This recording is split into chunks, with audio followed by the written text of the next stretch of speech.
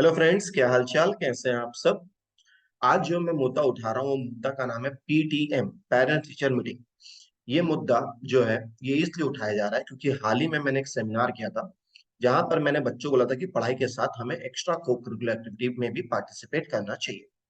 तो उसके बाद कुछ बच्चे आए और बोले भैया आप है ना एक काम करिए, पेरेंट टीचर मीटिंग करवा दीजिए और वहां पर आप पेरेंट्स को बताइए कि हमारे साथ क्या हो रहा है, हम लोग क्या करना चाह रहे हैं, हमारा हमारा फ्यूचर क्या होगा। तो मैं उनको बोला कि देखो यार, पेरेंट्स को बुलाना, क्योंकि आज पेरेंट्स जो है वो हमारे पास आ तो जाएंगे, उनको एक बार बोलूंगा तो वो आ जाएंगे। लेकिन दिक्कत ये होता है कि जो अपने पिताजी होते हैं वो काम करते हैं दिन भर, तो उनको टाइम निकालना थोड़ा मुश्किल हो जाता है और मम्मी को भी घर वर संभालना पड़ता है। आपकी दादी होगी, कोई मामा होंगे, कोई मौसी होंगे, तो कहीं ना कहीं कुछ ना कुछ काम में पेरेंट्स लगे रहते हैं। तो बोले भैया फिर अपन क्या करें, तुम वाला एक काम करो, कोई टेंशन नहीं है, मैं एक वीडियो जरूर बनाऊंगा इसके ऊपर पीटीएम को लेके। और इसमें जो मैं सुझाव दे सकता हूँ वो किसी को अपनाना है तो अपनाएगा, नहीं अपनाएगा, लेकिन एक मन का बात जो है वो मैं इस वीडियो में रखना चाहता हूँ। तो जो भी पेरेंट्स जो ये वीडियो देखना चाहते हैं, पहले तो मैं आपका शुक्रिया अदा करना चाहता हूँ कि आप कम से कम कुछ वक्त निकाल के और ये वीडियो देख रहे हैं, और हो सकता है कि आने वाला कल में ये जो वीडियो ये आपको कुछ मदद कर पाए। तो देखिए, हमारा जो स्थिति है अभी क्या हो रहा है कि हम अपने बच्चों को स्कूल में भेज रहे हैं, और जब स्कूल में भेज रहे हैं तो स्कूल में क्या होता है कि जो प्रिंसिपल्स और टीचर्स होते हैं वो पीटीएम करवाते हैं। अगर हम लोग बात करें तो मैं स्कूल्स को जो क्लासेस में बांट दे रहा हूँ, एक में बांट दे रहा हूँ क्लास 6 से पहले, एक बांट दे रहा हूँ 7 से 10, और एक बांट दे रहा हूँ 11 और 12। क्योंकि 1 से 6 बच्चों का हो जाता है, और कई सारे बच्चे बचपन में बहुत अच्छे से मन लगा के पढ़ते हैं, कई बच्चे बचपन से ही पढ़ाई से डर जाते हैं। तो वो जो 1 से 6 है उसका एक अलग लेवल होगा, उसका मैं आपको यहाँ पर बातचीत नहीं करूंगा। बात करूंगा मैं 7 से 10 को लेकर, क्योंकि मैंने कई बच्चों को देखा है जिनका कैरियर जो है, जो ग्राफ जिनका अप जाना चाहिए वो नीचे जाता है, यूजुअली जब वो क्लास 7 से 10 के बीच में होता है। और यही वो टाइम होता है जहां पर बच्चों को सही से समझना पड़ेगा कि कैसे उनका कैरियर अच्छा बन सकता है। और एक जो होता है 11 12, अगर 7 8 9 10 में बच्चा ग्राफ नीचे हो गया तो 11 12 में बच्चा का जो दिक्कत है वो वहां पर आना शुरू हो जाता है। तो कहीं ना कहीं वहां से हम लोग को एक बच्चा को आइडेंटिफाई करना चाहिए कि अपन ऐसा क्या करें जिससे बच्चे का फायदा हो सके। अब पीटीएम यूजुअली कैसे होता है, तो मैं एक एवरेज देता हूँ कि हर स्कूल में अपने अपने तरीके से पीटीएम होता होगा, लेकिन हर स्कूल में यूनिट टेस्ट तो होती है, और यूनिट टेस्ट के बाद फर्स्ट टर्म सेकेंड टर्म तो होता है। तो अब अगर पीटीएम होता है तो पीटीएम में क्या होता है कि टीचर बुलाते हैं बच्चे के पेरेंट्स को। ज्यादातर तो पेरेंट्स जो है वो फर्स्ट टर्म और सेकेंड टर्म का रिजल्ट देने जाते हैं, और उनको एक रिपोर्ट कार्ड दे दिया जाता है, और उसमें उस बच्चे का परफॉर्मेंस होता है कि आपके बच्चे ने इस समय में कितना परफॉर्म किया है। ये पूरा उसका एक्चुअल कहानी होता है। अब यहाँ पर जो पेरेंट्स होते हैं वो पेरेंट्स भी तीन तरह के होते हैं, ठीक है।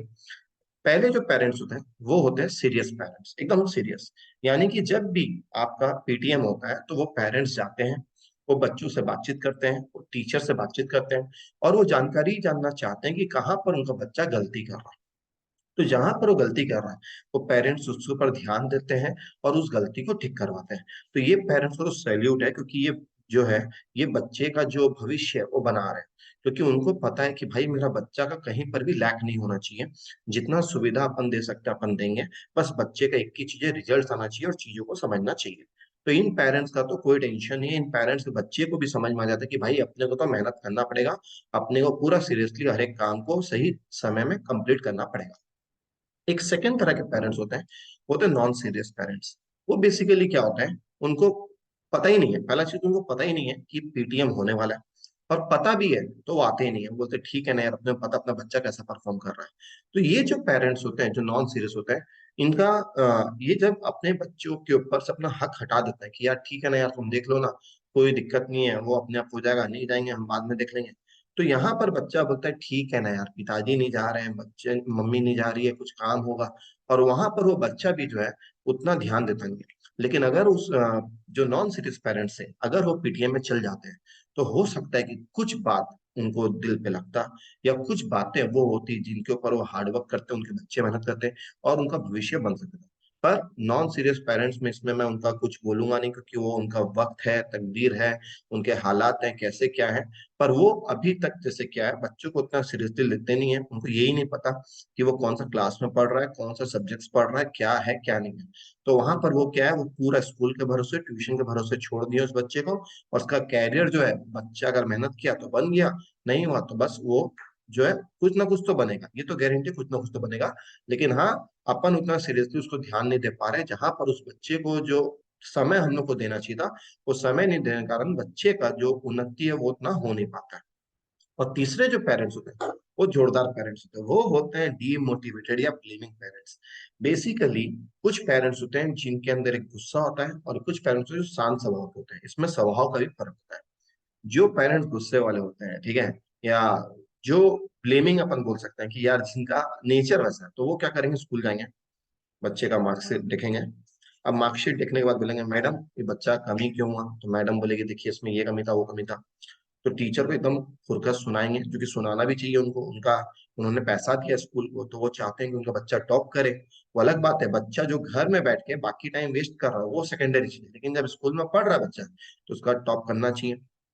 फिर कुछ वो पेरेंट्स होते हैं जो शांत पेरेंट होते हैं, वो क्या करते हैं, वो क्लास स्कूल जाते हैं, पीटीएम का रिजल्ट लेते हैं, रिपोर्ट कार्ड लेते हैं, और मैडम जो स्कूल की टीचर होती है वो और एक क्या करती है, उनका दिमाग में डालती है, ट्यूशन, आपका बच्चा ट्यूशन लेके भी क्या कर रहा, बस। तो वो क्या करते हैं, वो बात को पकड़ते हैं और सीधा ट्यूशन सेंटर। यानी कि साल भर में वो पेरेंट्स सिर्फ दो ही बार ट्यूशन आते हैं, एक तो फीस देने के लिए, और एक बार जब उनका रिजल्ट आता है तब। अरे आपका बच्चा है, आपका बच्चा का परफॉर्मेंस आपको देखना है। तो पीटीएम का मतलब क्या होता है, परफॉर्मेंस, कि आपका बच्चा कैसा परफॉर्म कर रहा है। 1 महीना बाद परफॉर्मेंस कैसा है, 2 महीना बाद उस बच्चे का परफॉर्मेंस कैसा है, 3 महीना बाद उस बच्चे का परफॉर्मेंस कैसा है। लेकिन आप महीना महीना नहीं आते हैं, आप सीधा आते हैं रिजल्ट वाले दिन। और एग्जाम कब होता है, 4 महीना बाद, 5 महीना बाद। यानी कि आपका बच्चा 5 महीना में अगर पढ़ रहा है, तो कुछ बच्चे हैं जो बहुत अच्छा मार्क्स से पास होते हैं, कुछ बच्चे हैं जिनका मार्क्स बहुत कम आता है। तो वो 5 महीना उस बच्चे ने किया क्या, अल्टीमेटली सुबह तो वो स्कूल गया, दोपहर को ट्यूशन गया, लेकिन रात के समय बाकी उसका जो दिनचर्या था, वो कितना देर पढ़ा, कितना देर वो फोकस रहा, कितना वो कंसंट्रेशन का कर सकता है, क्या उसका मैथ्स का कैलकुलेशन स्ट्रांग है कि नहीं है। तो कई सारे ऐसे फैक्टर्स हैं जो उस बच्चे का कैरियर जो है, उसके कारण वो बच्चा वहां पर लिख नहीं पाता है। हो सकता है वो क्वेश्चन को समझ रहा होगा, पर समझने और लिखने में दिक्कत होता है, हो सकता है बोलने में दिक्कत होगा। तो वहां पर अपन क्या करते हैं कि उस दिन या तो अपन टीचर को बोलते हैं, या तो अपन ट्यूशन टीचर बोलते हैं। और इसके एक हफ्ता तक तो उस बच्चे का तो पूरा धुलाई है कि भैया तू, तेरे को फोन नहीं मिलेगा, तेरे को कहीं जाने नहीं मिलेगा, तेरा फलाना ठिकाना है। लेकिन फिर से 1 हफ्ते बाद वापस से वही ट्रेंड चलेगा, और फिर 3-4 महीना बाद फिर से एग्जाम होगा, उसमें बच्चे का तुम कुछ नहीं किया, तुम फलाना है, तुम ढिकाना है, ये है वो है। तो वो जो पेरेंट्स होते हैं वहां पर बच्चे को बहुत दिक्कत आ जाता है, बिकॉज ऑफ उसके लिए वो पीटीएम नहीं था, पेरेंट्स मीटिंग, उसके लिए था, ठीक है, पीटीएम, प्रॉब्लम टू मेंटेलिटी या प्रॉब्लम टू माइंडसेट। उसका माइंडसेट में भी एक प्रॉब्लम आती है कि यार अपन करें तो क्या करें। अपन बच्चा को अपन स्कूल भेज दे रहे हैं, अपन उसका ट्यूशन दे दे रहे हैं, अब बच्चा नहीं कर पा रहा है तो कैसे करें। तो देखिए, सिर्फ एजुकेशन से ही ऐसा नहीं है कि जहां पर आप बोल सकते हो ये बच्चा गलती है। हो सकता है पढ़ाने वाला का भी गलती होगा, हो सकता है बच्चा घर में होमवर्क नहीं कर रहा होगा, हो सकता है ध्यान रखने में गलती होगा। तो 3 लोगों का इसमें इंटरेस्ट होता है एक बच्चे का ग्रोथ में। एक होता है स्कूल के टीचर्स, अगर वो एक बच्चे को एक कंसेप्ट समझाते हैं और बच्चा उसके ऊपर मेहनत करता है, तो कहीं ना कहीं उस बच्चे का फायदा होगा। स्कूल टीचर्स और ट्यूशन टीचर्स, अगर ट्यूशन टीचर्स भी करा रहे हैं और बच्चा घर में जाके नहीं पढ़ रहा, तो कहीं ना कहीं वो बच्चे का हार्डवर्क नहीं हो रहा है। और एक चीज को वो 2-3 बार रिपीट नहीं करता तो वो ढंग से समझ नहीं पाता है। तो कहीं ना कहीं पहला रोल जो बहुत इंपॉर्टेंट रोल होता है वो होता है टीचर्स का। सेकेंड रोल होता है पेरेंट्स का। एक पेरेंट्स जब एक बच्चे को संभालते हैं, तो सिर्फ बच्चा पैदा करना या उसको संभालना या उसका खर्चा पालना ये नहीं होता है। अपने उसको देखना पड़ता है कि वो बाकी टाइम क्या कर रहा है। तो सुबह का चलो समय वो स्कूल में जाता है, ठीक है, दोपहर का समय, शाम का समय ट्यूशन जाता है, वो भी ठीक है, आधे घंटा एक्स्ट्रा कोकुलर एक्टिविटी, आउटडोर गेम खेलता है, वो भी ठीक है। लेकिन जो रिमेनिंग 2-3 घंटा है उसमें वो क्या कर रहा है, क्या वो सिर्फ होमवर्क कर रहा है, कि वो चीजों को समझ रहा है, कि वो चीजों को अप्लाई कर रहा है। तो वो देखना, ठीक है हम नहीं पढ़े हैं, हमको ज्यादा नॉलेज नहीं है, हम बच्चा का पैसा खर्च कर रहे हैं, लेकिन वो देखना अपने हाथ में। अगर अपन वो चीज नहीं देखेंगे, तो इन फ्यूचर अब हम ही लोग उसको बोल रहे हैं कि बेटा हमको कुछ नहीं पता, तुमको जो करना है करो, तुम जहां जो करना चाहते हो वैसा करो। तो बच्चों को लगता है यार मेरे को खुद ही नहीं पता कि मेरे को एक गाइडेंस नहीं मिल रहा। और बिना गाइडेंस का वो बच्चा कहीं ना कहीं गलत संगति में जाने का जो है कोशिश कर सकता है। तो यहाँ पर सेकेंड रोल जो प्ले करते हैं वो है पेरेंट्स का रोल, और थर्ड रोल है स्टूडेंट का रोल। यहाँ पर टीचर अच्छे हैं, पेरेंट्स भी अच्छे हैं, लेकिन वो बच्चा जो है वही डब्बा है।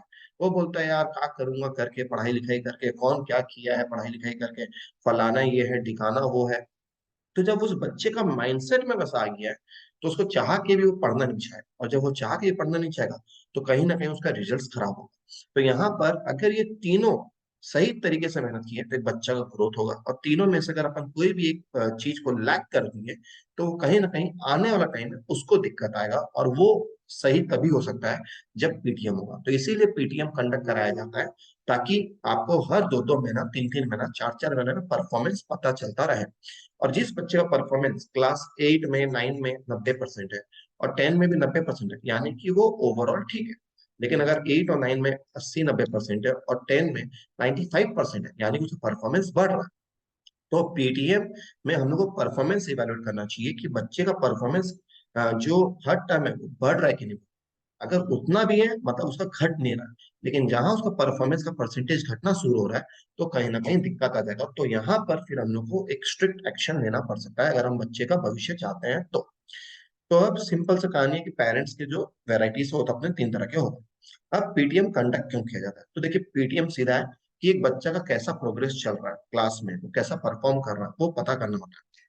लेकिन अगर इसको थोड़ा अपन तोड़ें तो 2-3 तरह का माइंडसेट होता है स्कूल के टीचर्स का। एक माइंडसेट है कि वो चाहते हैं, दिल से चाहते हैं वो बच्चा मेहनत करे, और वो बच्चा जो है वो मेहनत नहीं कर रहा है, तो वो उसको ये बोलते हैं, उत्साहित करते हैं कि बेटा तुम मेहनत करो, तुम कर सकते हो। वो जोरदार टीचर है। कुछ टीचर का क्या होता है, माइंडसेट पहले से बच्चा की तरफ नेगेटिव हो जाता है। क्यों? उसने कुछ हरकत किया होगा, कुछ कांड किया होगा, तो मैडम जो है उससे उम्मीद करना ही छोड़ देती है। और जब एक मौका मिलता है उस मैडम को, तो पीटीए में पूरा भर भर के अपना गुस्सा निकालती है, पक पक पक पक पक पक पक पक पक पक। जो कि एक हिसाब से देखा जाए तो उसका मन का जो भी था बातचीत वो अपना रखी है। तो ये एक तरह के इस तरह के होते हैं। और तीसरे जो होते हैं वो एकदम न्यूट्रल होते हैं, वो आते हैं बातचीत करते हैं और चले जाते हैं। तो अलग अलग तरीके के टीचर्स होते हैं, या टीचर्स वही होते हैं, माइंडसेट अलग अलग तरीके का होता है। It totally depends on the child कि वो उसने अपना कैसा बिहेवियर बनाया, कैसा कैरेक्टर बिल्डिंग किया। और अल्टीमेटली जो ब्लेम गेम चलता है बच्चों की तरफ से, पेरेंट्स की तरफ से, टीचर की तरफ से, वो तो स्वाभाविक से बात है, जहाँ चलाना है वो चलता रहता है। लेकिन कई जगह ऐसा भी है कि वहां पर चलता नहीं है। तो एक बच्चा का प्रोग्रेस कैसा हो रहा है उसको जानने के लिए अपन पीटीएम कंडक्ट कराते हैं। और ये पीटीएम जो होता है ये बहुत जरूरी है। अगर देखा जाए तो इसके बिना तो एक बच्चा का ग्रोथ होगा कैसे। अल्टीमेटली ग्रोथ जानने के लिए एग्जाम कंडक्ट कराना पड़ेगा, और एग्जाम कंडक्ट कराना है तो वहां पर हमको ये देखना पड़ेगा बच्चा जो चीज है, जो क्लास आ रहा है, वो समझ पा रहा है कि नहीं समझ पा रहा है। तो ये तो बहुत जरूरी चीज है कि भैया ये होना चाहिए। और इससे जो है एक बच्चे का रिव्यू जो है वो हमको पता चले कि हाँ उसके परफॉर्मेंस में कुछ इंप्रूवमेंट है कि नहीं है। नेक्स्ट, अब देखा जाए how can we improve performance of a child. तो अगर हमको भैया पीटीएम तो समझ में आ गया, लेकिन हम अपन बच्चा को अपना परफॉर्मेंस इंप्रूव कैसे करें। तो पहला है कि पहले अपने को माइंडसेट चेंज करना पड़ेगा। देखिए अलग अलग तरह के माइंडसेट होते हैं। पहला चीज आप नोटिस करिए कि अगर आपका बच्चा क्लास 7, 8, 9, 10, 11 में है, तो क्या उसको कुछ स्कूल में प्रोजेक्ट मिल रहे हैं। मैंने जो देखा है कि अगर 10 बच्चे हैं तो 10 में 2 बच्चे तो प्रोजेक्ट बहुत सही तरीके से करते हैं, बहुत हार्डवर्क करते हैं। लेकिन जो रिमेनिंग 8 बच्चे ना वो प्रोजेक्ट को छापते हैं।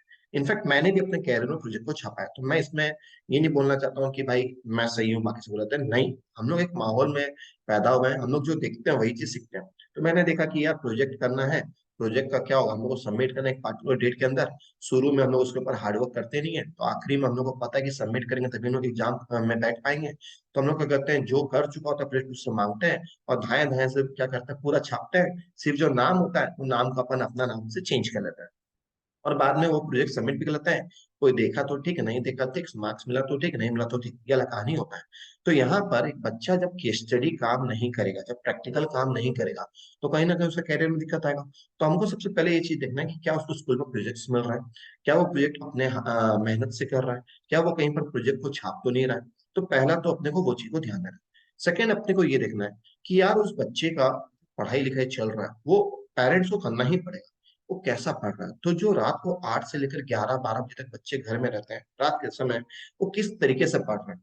क्या वो फोन के सामने बैठ के पढ़ रहा है, क्या वो अपना साइड में बैठ के बोल बोल के पढ़ रहा है। थ्योरी सब्जेक्ट है तो बोल बोल के पढ़ना चाहिए, प्रैक्टिकल सब्जेक्ट है तो पेन पेपर लेके करना चाहिए।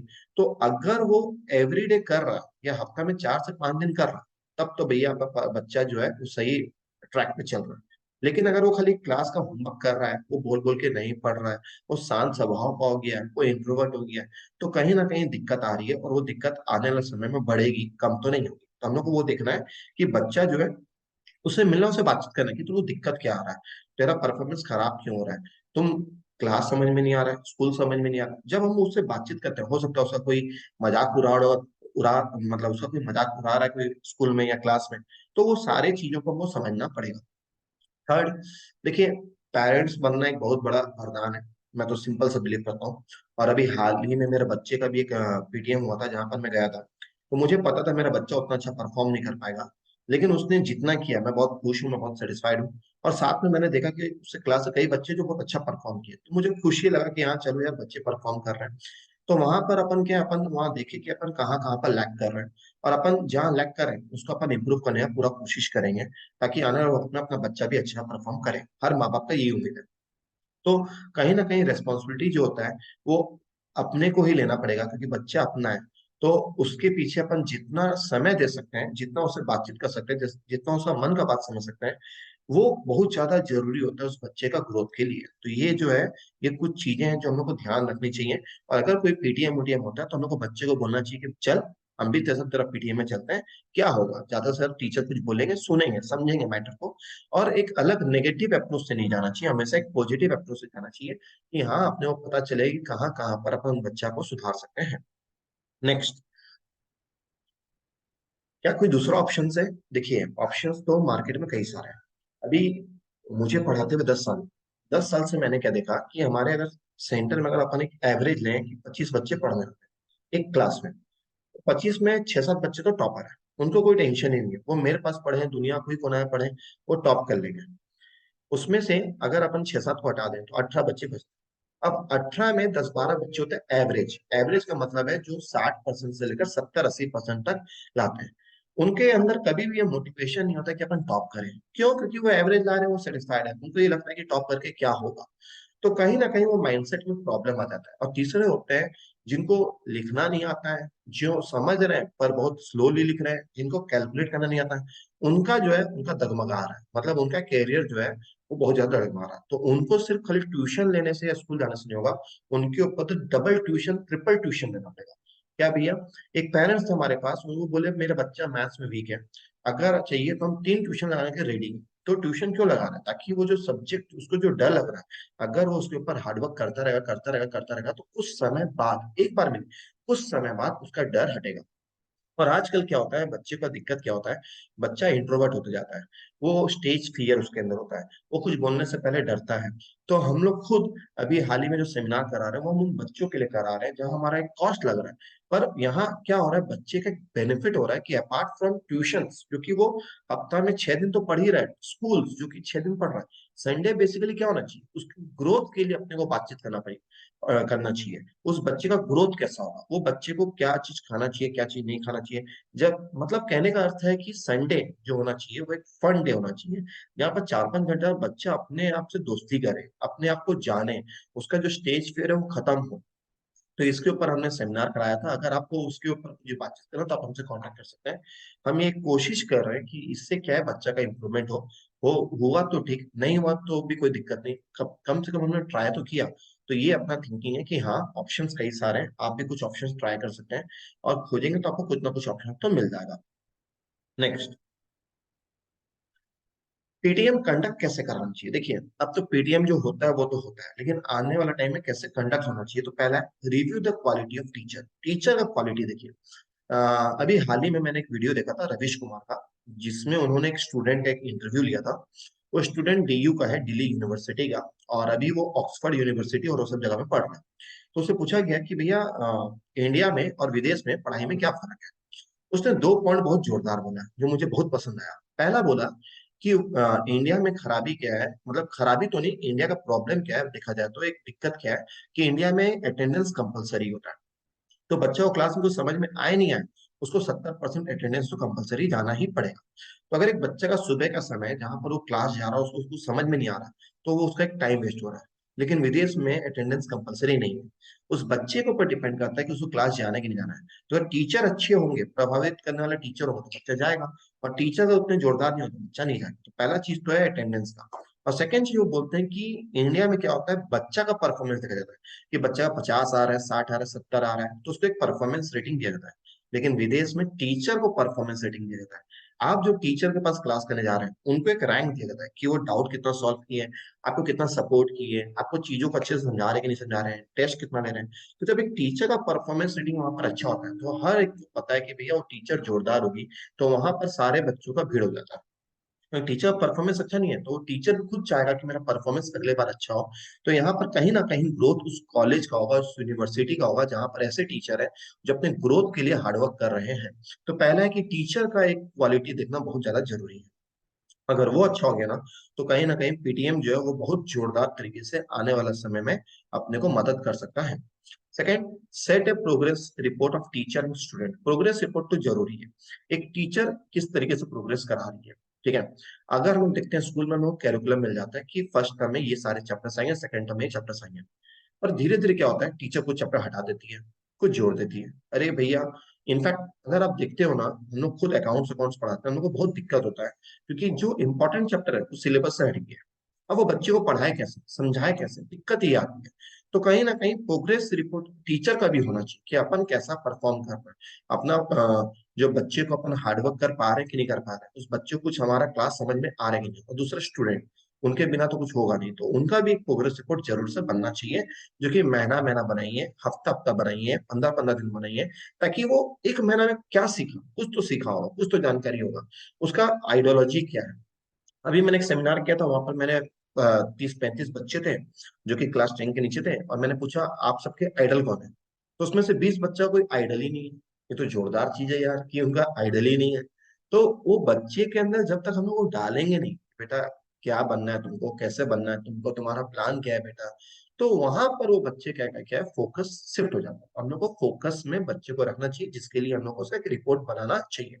Third, every 2 month it should be conducted. ठीक है, तो हर 2 2 महीना में कंडक्ट होगा, तो क्या है, उससे अपने को जानकारी मिलेगा कि हाँ अपन लैक नहीं किए बच्चा के पीछे, और अपन बच्चा के पीछे मेहनत किए। अगर जब 6 6 महीना 5 5 महीना में होता है, तो उतना कुछ हम लोग ग्रोथ बच्चे का बेनिफिट नहीं पहुंचा पाते हैं, जो बेनिफिट उस बच्चे को मिल सकता है। लास्ट, मैं ये चाहता हूँ पीटीए में डिबेट जो है ना वो कंपलसरी होना चाहिए। एक बच्चा के अंदर डर शुरू हो जाता है जब से वो स्टेज फियर में आता है, और जब उसको स्टेज में लाया जाता है बीच में, तो वो सोचता है क्या बोलूं। और सेकंड चीज, कई हम लोग खुद इंग्लिश स्कूल में पढ़े हुए हैं, हम लोग को इंग्लिश बोलने में बहुत ज्यादा डर लगता था। इनफैक्ट आज भी कभी कभी लगता है। तो डर तो होगा। और इंग्लिश एक ऐसा सब्जेक्ट है जो हमारा राष्ट्रीय भाषा नहीं है, हम लोग तो सब हिंदी में बात करते हैं। इनफैक्ट आप यूट्यूब में देख लो, इंडिया के जो बड़े बड़े स्पीकर्स हैं वो हिंदी में बात करते हैं। क्यों? क्योंकि इंग्लिश कई लोगों को समझ में नहीं आता है, कोई दिक्कत नहीं। लेकिन जब एक स्कूल में पढ़ाई चल रहा है और डिबेट होगा, तो डिबेट जब कंपलसरी होगा, तो क्लास का हर एक बच्चा को डिबेट में पार्टिसिपेट करना पड़ेगा। तो उसके पास कोई दूसरा मौका नहीं होगा, और दूसरा मौका नहीं होगा तो ऑब्वियस बात है, उसको बोलना ही पड़ेगा। जब वो बोलना शुरू करेगा, बोलना शुरू करेगा, बोलना शुरू करेगा, तो उसका डर जो है वो खत्म होगा। और डर खत्म होगा तो कहीं ना कहीं बच्चा का तरक्की होगा। तो ये सारा चीज है जो मुझे लगता है ध्यान देना चाहिए। और ये सब अगर ध्यान देंगे तो बच्चे को बहुत ज्यादा बेनिफिट मिल सकता है। नेक्स्ट, ये मेरा कांटेक्ट नंबर है, अगर आपको कुछ भी कांटेक्ट करना है, कोई भी चीज को लेके बात करना है, तो आप कर सकते हैं हमसे। बस मेरा सिंपल सा लॉजिक ये है कि भैया बच्चे जो है, बच्चे का दिमाग तो है, बच्चे कमजोर तो नहीं है। द ओनली प्रॉब्लम इज एक मेंटलिटी से हम लोग काम करते हैं, एक माइंडसेट से हम लोग काम करते हैं कि बच्चों को 10 कराना है, 12 कराना है, बीकॉम कराना है, फिर आगे जैसा फ्यूचर होगा कोई कोर्स वोर्स कराना है, और उस तरीके से उसका लाइन अप करना है। और यहाँ पर जो बच्चे होते हैं वो 3 तरह के होते हैं। एक होते हैं जो 90 प्लस ला रहे हैं, उनके लिए तो भैया कोई टेंशन ही नहीं है। एक बच्चे होते हैं जो 90 और से नीचे और 60 के ऊपर ला रहे हैं। इनके ऊपर अपने को थोड़ा हार्डवर्क करना चाहिए, क्योंकि अगर इनका 60 और 90 के बीच में आ रहा है, तो इसको एक बहुत अच्छा लेवल में अगर अपन पहुंचा दें तो ये बच्चा कैरियर बन जाएगा। साथ ही साथ अपने को इनको गाइडेंस देना चाहिए कि अगर आप अच्छा परसेंट लाओगे तो आपका कौन सा कॉलेज में एडमिशन होगा, कितना फीस लगेगा, कैरियर प्लानिंग क्या होगा, बैठ के प्रोग्राम रिव्यू प्लान सब बैठ के बनाना पड़ेगा। और तीसरा, जो 60 के नीचे ला रहे हैं, देखिए आज वो 60 के नीचे ला रहा है, अपन कुछ नहीं कर रहे, कोई दिक्कत नहीं। लेकिन मैं कई जन को जानता हूँ जो 60 के नीचे ला रहे हैं और आज वो नौकरी कर रहे हैं, और नौकरी कर रहे हैं 25,000, 30,000, 35,000, 40,000, और वो बाद में बोलते हैं यार एक सरकारी एग्जाम था, हमको पता नहीं था, हमारा टाइम पार हो गया।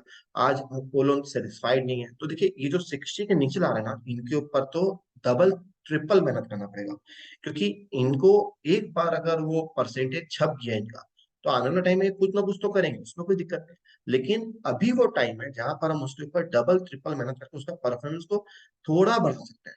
ऐसा नहीं है कि वो 60 या सीधा 95 लाएगा, जब तक उसके अंदर वो आग नहीं जागेगा तब तक वो कहाँ से लाएगा। लेकिन हाँ, अगर वो 60 ला रहा है या 50 ला रहा है या 40 ला रहा है, तो उसके कारण क्या हो सकता है, उसका आने वाला टाइम में वो बोलेगा कि यार जब हम 60 या 50 लाए, घर वालों कुछ बोला नहीं, तो आगे क्या करेंगे। तो वहां पर जब उसको एवरी डे उसको समझाएं या उसके ऊपर डबल ट्रिपल मेहनत करें, तो हो सकता है कि उसका इंप्रूवमेंट होगा। नेक्स्ट द स्लाइड इज कि मैं आप सभी को वापस से धन्यवाद करना चाहता हूँ। ये मेरा एक विचार है, जहाँ पर मेरे विचार हो सकते हैं किसी को अच्छे लगे होंगे, किसी को खराब लगे होंगे। अगर किसी को खराब लगे तो आई एम रियली सॉरी। मेरा कोई इंटेंशन नहीं आपको हर्ट करने का। और दूसरा चीज ये है कि भैया सबके अपने अपने विचार होते हैं जीवन में। बस मैं ये देखता हूँ कि जो बच्चे हमारे पास आते हैं, वो सुबह जब शाम को आते हैं तो उनका चेहरा थोड़ा डल, हम लोग का कोशिश ये होता है कि बच्चों को चीजों समझ में आए, वो हंसे, वो चीजों को जाने, वो हमसे दोस्ती करे, वो हमसे बातचीत करे, वो अपना दुख दर्द बताए। और कहीं ना कहीं जहां हम बच्चे को खुद ही बोलते हैं कि बच्चा तुम्हारा टेस्ट होगा, वो बस वहां से गायब होना शुरू हो जाता है। तो कहीं ना कहीं समझ में आता है कि बच्चा टेस्ट से इतना डर जा रहा है, क्योंकि अल्टीमेटली उसको अपना परफॉर्मेंस देखना ही नहीं है। और परफॉर्मेंस क्यों देखना नहीं चाहता है, क्योंकि अल्टीमेटली उसको पता है कि यार मेरे से कई लोग ज्यादा अच्छा परफॉर्म कर रहे हैं, या अगर मैं अपना टेस्ट दूंगा और उसमें मार्क्स कम आएगा, तो मेरा घर में धुलाई होगा, मेरे को बहुत सारा जो बेनिफिट मिल रहा हो सकता है वो बेनिफिट में से छीन लिया जाएगा। हो सकता है कि पेरेंट्स कहीं मजाक मजाक में अपने दोस्तों के बीच में उसका बेइज्जती कर दें। तो कई सारा चीजें, कई सारे प्रॉब्लम है जो उस बच्चे के अंदर एक डर पैदा कर दे रहा है, जिसके कारण वो अपना प्रोग्रेस देख नहीं रहा है। और वो तभी पॉसिबल होगा जब हम बच्चे को संडे संडे बैठा के थोड़ा समझाएं कि क्या प्रॉब्लम है, कैसे उस प्रॉब्लम को सॉल्व कर सकते हैं। और हो सके तो हर 6 महीने में एक आउटिंग करें, साल भर में एक आउटिंग करें, बाहर लेके जाएं, उसको दुनिया दिखाएं। क्योंकि जितना वो बच्चा देखेगा उतना वो अच्छा सीखेगा। और जब सीखना बंद तो फिर जीना बंद। तो सीखना तो बहुत जरूरी है, और ये जीवन में अपन यही कर सकते हैं कि अपन सीख सकते हैं चीजों से जो हमारे आसपास चल रही है। तो यहाँ पर मुझे लगता है कि आप सभी ने अपना जो टाइम दिया उसके लिए मैंने अपना टाइम वेस्ट नहीं किया। और मैं उम्मीद करता हूँ कि आने वाले वक्त में जब भी पीटीएम होगा तो पेरेंट्स एक सिंपल तरीके से जाएं, आराम से जाएं, समझें चीजों को, कहाँ कहाँ दिक्कत हो रहा है उसके ऊपर देखें, हर हफ्ता हर महीना एक रिव्यू लेते रहें। और इससे कहीं ना कहीं अगर 100 में एक जगह फायदा हो रहा है, तो अल्टीमेटली मेरा पर्पस कंप्लीट हो जाएगा। ठीक है, और इसीलिए ये वीडियो बनाया जा रहा है। मैं आप सभी का धन्यवाद करना चाहता हूँ जिसने आपने ये वीडियो देखा। Thank you so much. Thank you.